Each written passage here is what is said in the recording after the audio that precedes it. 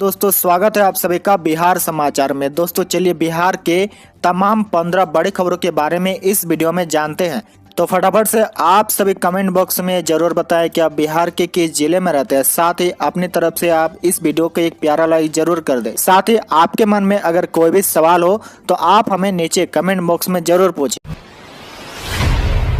में देखिए बिहार के 80 लाख किसानों को आज पीएम सम्मान निधि, जी हाँ, पीएम किसान सम्मान निधि के तहत राज्य के लगभग 80 लाख किसानों के खाते में 2,000 रुपए की किस्त जाएगी। बता दें कि केंद्र सरकार की इस योजना के तहत 2,000 रुपए की 3 किस्त के रूप में साल में 6,000 रुपए किसानों के खाते में दिए जाते हैं। आज प्रधानमंत्री नरेंद्र मोदी द्वारा 2,000 रुपए किसानों के खाते में ट्रांसफर किए जाएंगे। वहीं आपको बता दें कि योजना के तहत एक किसान को 500 रुपए प्रति माह के हिसाब से दी जाती है। वहीं 4 महीने की राशि एक साथ किसान को मिलते हैं।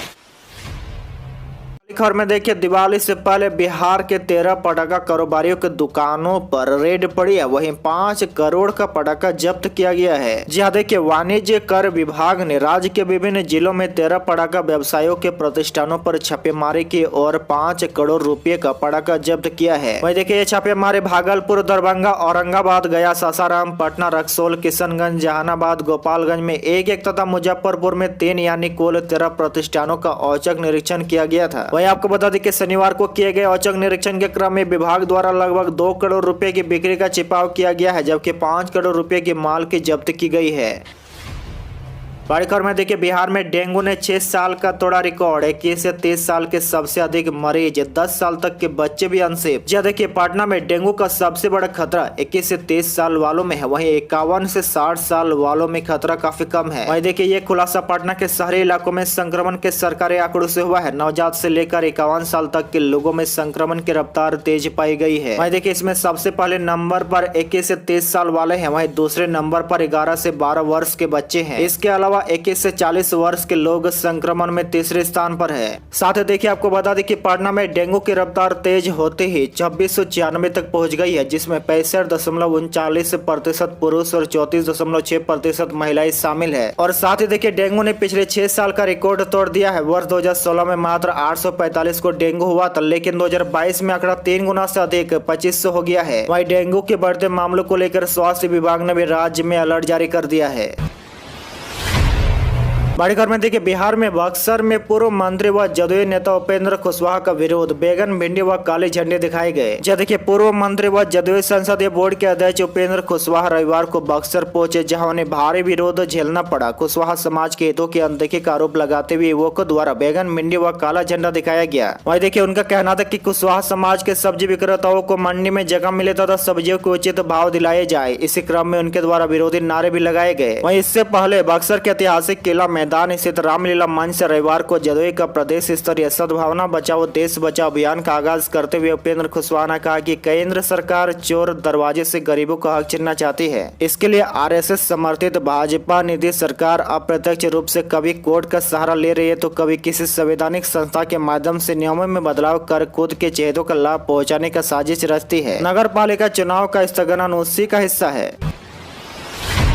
बड़ी खबर में देखिए बिहार पुलिस ने लोगों को किया सावधान, 5G के नाम पर हो रही है ठगी, जारी किया हेल्पलाइन नंबर। जहाँ देखिए देश के चुनिंदा शहरों में 1 अक्टूबर से 5G की सेवा की शुरुआत हो चुकी है। वहीं अब पटना और बिहार के लोगों के द्वारा भी 5G का बेसब्री से इंतजार हो रहा है। ऐसे में अब साइबर अपराधियों ने फिर 5G के नाम पर लोगों से ठगी करने का नया तरीका इजाद किया है। वहीं देखिए इस तरह के साइबर अपराध से बचने के लिए अब बिहार पुलिस द्वारा कुछ गाइडलाइन जारी करने के साथ साथ एक हेल्पलाइन नंबर भी जारी किया है। वहीं आपको बता दें कि देश में 5G की शुरुआत के बाद बिहार के कई लोगों के मोबाइल पर सिम कार्ड को अपग्रेड कर 5G में कराने का मैसेज आ रहा है। यह मैसेज व्हाट्सएप फिर SMS के जरिए लोगों के मोबाइल पर भेजा जाता है। भेजे गए मैसेज में एक लिंक दिया होता है और उसे खोलने के लिए कहा जाता है। मैसेज में यह भी दावा किया जाता है कि अपडेट करने के साथ 5G का लाभ मिलने लगेगा। वहीं देखिए लोगों के मोबाइल पर जब 5G में सिम अपग्रेड करने का मैसेज आ रहा है तो इन्हें ऐसा लगता है कि जैसे उनके सर्विस प्रोवाइडर है उन्हें यह लिंक भेजे हैं। इसी बात का फायदा उठाकर साइबर अपराधी लोगों के फोन का डाटा चोरी कर ले रहे हैं। तो वहीं देखिए राज्य में इसी तरह बढ़ते साइबर अपराध को देखते हुए बिहार पुलिस ने एक हेल्पलाइन नंबर भी जारी किया है। पुलिस द्वारा अलर्ट जारी कर लोगों को सावधान रहने के लिए भी कहा गया है। हेल्पलाइन नंबर 1930 भी जारी किया गया है। लोगों द्वारा किसी तरह के साइबर अपराध की शिकायत इस नंबर पर दर्ज कराई जा सकती है। बड़ी खबर में देखिए बिहार के लिए मौसम विभाग ने जारी किया 3 दिनों का पूर्वानुमान। पटना में खिलेगी धूप। जी हाँ, देखिए बिहार में पछुआ का प्रभाव बना हुआ है। वहीं दूसरी ओर वातावरण में जल वाष्प की कमी और मानसून की वापसी के कारण वर्षा में आई कमी को लेकर मौसम विज्ञान केंद्र ने मानसून वापसी की आधिकारिक घोषणा की है। वहीं देखिए 2 से 3 दिनों में छत्तीसगढ़, महाराष्ट्र और झारखंड, उड़ीसा, पश्चिम बंगाल से मानसून की वापसी के लिए अनुकूल परिस्थितियां बन रही है। वहीं देखिए मौसम विज्ञान केंद्र के मुताबिक पटना समेत बिहार में अगले 3 दिनों तक मौसम शुष्क बना रहेगा। मौसम वैज्ञानिक के माने तो बिहार, झारखंड और यूपी में मानसून के मध्यकाल में वर्षा कम हुई, जबकि देश के शेष हिस्सों में सामान्य से अधिक वर्षा दर्ज की गई। वहीं देखिए दूसरी ओर पोस्ट मानसून के दौरान प्रदेश में अच्छी वर्षा हुई है।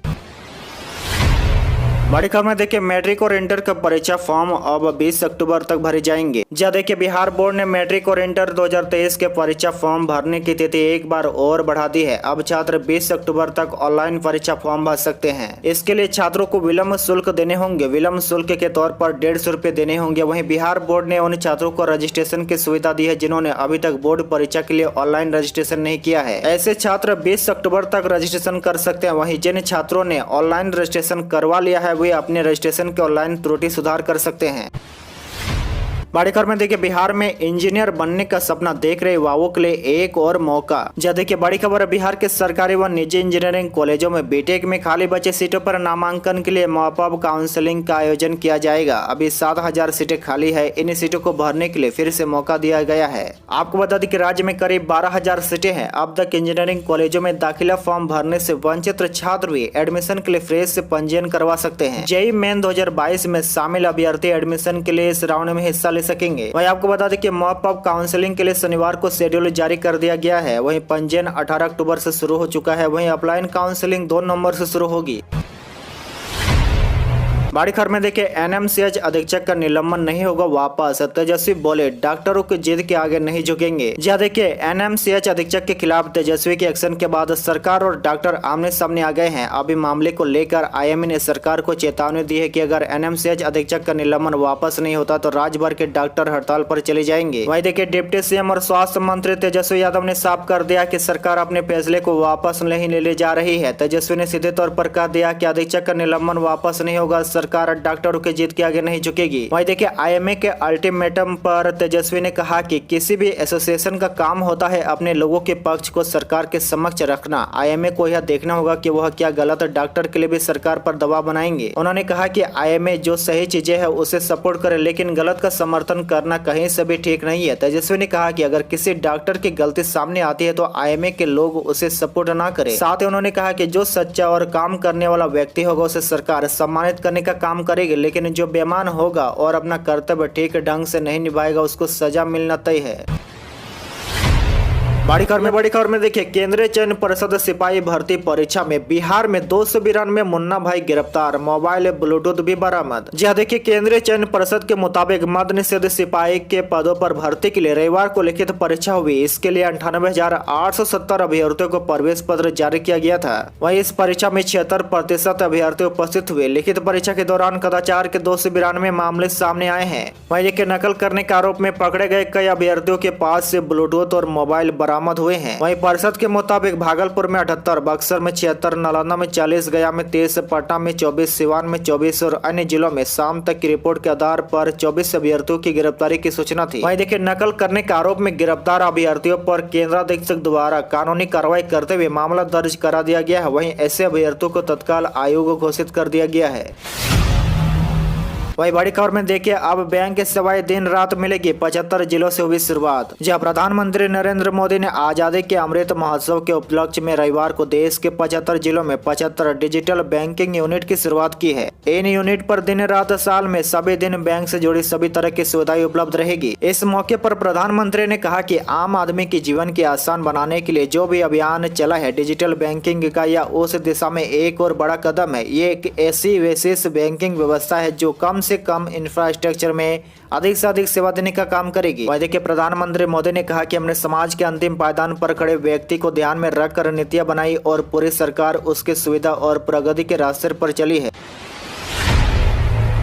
बड़ी खबर में देखिए, जज बनकर आईपीएस की पैरवी करने में 4 गिरफ्तार। जी देखिए, हाई कोर्ट के मुख्य न्यायाधीश के नाम पर आईपीएस अफसर आदित्य कुमार के लिए डीजीपी एसके सिंघल पर दबाव बनाने के मामले में सनसनीखेज खुलासा हुआ है। वहीं देखिए, ईओयू ने इस मामले में बड़ी कार्रवाई करते हुए मुख्य अभियुक्त अभिषेक भूपालक उर्फ अभिषेक अग्रवाल समेत साजिश में शामिल 4 जालसाजों को गिरफ्तार कर लिया है। आपको बता दें कि आदित्य कुमार जब गया के एसएसपी थे तब फतेहपुर थाना द्वारा शराब की एक खेप पकड़ी गई थी। हालांकि थानेदार से शराब और उसके साथ पकड़े गए तस्कर को छोड़ दिया गया था। तत्कालीन रेंज आईजी अमित लोढ़ा ने एसएसपी को थाने पर कार्रवाई का आदेश दिया। जब एसएसपी ने थानेदार को चेतावनी भर दी, बाद में इस मामले की जांच हुई तो शराब माफियाओं के साथ थानेदार की संलिप्तता और पूरे प्रकरण में अमित लोढ़ा की भूमिका भी संदिग्ध पाई गई। वहीं जांच रिपोर्ट के बाद उन पर गया के फतेहपुर थाना में प्राथमिकी दर्ज हुई। जालसाज अभिषेक डीजीपी एसके सिंघल को फोन कर इसी केस को रफा दफा करने का दबाव बनाता था। जांच के दौरान आईपीएस आदित्य कुमार के खिलाफ ईओ को पुख्ता साक्ष्य हाथ लगे हैं। वह फोन पर लगातार अभिषेक के संपर्क में थे।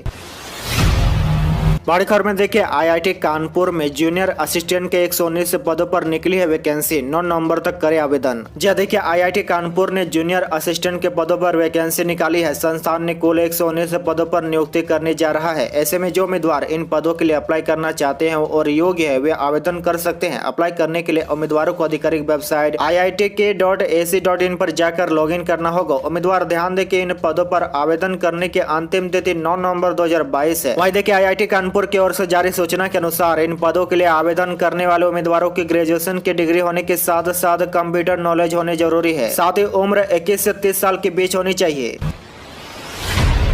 घर में देखिए, बिहार में 1 नवंबर से शुरू होगी धान की खरीदी। वही जाने इस बार कितना एमएसपी मिलेगा। जी देखिए, बिहार के किसान भाइयों के लिए एक बड़ी खबर सामने आई है। दरअसल इस बार बिहार सरकार प्रदेश में अगले माह यानी नवंबर से धान की खरीदी शुरू कर देगा। वही देखिए, सरकार ने इसकी तैयारी राज्य भर में अभी से शुरू कर दी है। जानकारी के मुताबिक इस बार नीतीश सरकार ने 45 लाख टन धान खरीदने का लक्ष्य रखा है। साथ ही आपको बता दें कि राज्य सरकार की ओर से जारी जानकारी के मुताबिक अगले माह यानी नवंबर की 1 तारीख से उत्तर और दक्षिण बिहार में धान की खरीदी शुरू की जाएगी। वहीं देखिए, खरीफ सत्र 2022-23 में ए ग्रेड धान का न्यूनतम समर्थन मूल्य 2060 रुपए और साधारण धान के लिए एमएसपी 2040 रुपए प्रति क्विंटल निर्धारित किया गया है। वहीं देखिए, इस साल भी पिछले वर्ष की तरह 45 लाख मीट्रिक टन धान और 20 लाख मीट्रिक टन चावल खरीद का लक्ष्य रखा गया है। वहीं देखिए, इस बार 31 मार्च 2023 तक धान की खरीदी जारी रहेगी। इस अवधि में किसान अपने क्षेत्र के निर्धारित केंद्रों पर धान की बिक्री कर सकते हैं। आज के लिए बस इतना ही। इसी तरह बिहार के डेली न्यूज देखने के लिए आप हमारे चैनल को जरूर सब्सक्राइब करें।